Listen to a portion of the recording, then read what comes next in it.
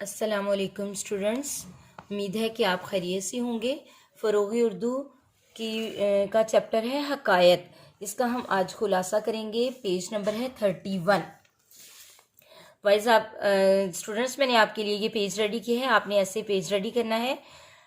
اور یہ خلاصہ ہے۔ ایک دفعہ کا ذکر ہے کہ کسی ملک میں ایک بادشاہ رہتا تھا۔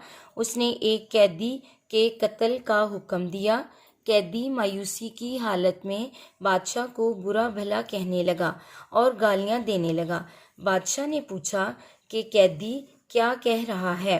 ایک نیک دل وزیر نے کہا، حضور، قیدی کہہ رہا ہے کہ وہ لوگ جو غصہ پی جاتے ہیں اور لوگوں کو معاف کر دیتے ہیں وہ بہت اچھے ہوتے ہیں۔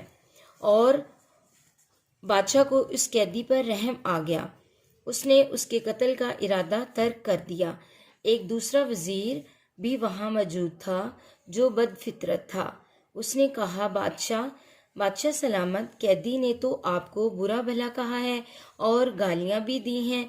وزیر کی اس بات سے بادشاہ ناراض ہوا اور کہنے لگا، تمہارے اس سچ سے اس وزیر کا جھوٹ مجھے زیادہ اچھا لگا، کیونکہ اس کے جھوٹ کی بنیاد بہتری پر تھی اور تمہارے سچ کی بنیاد برائی پر۔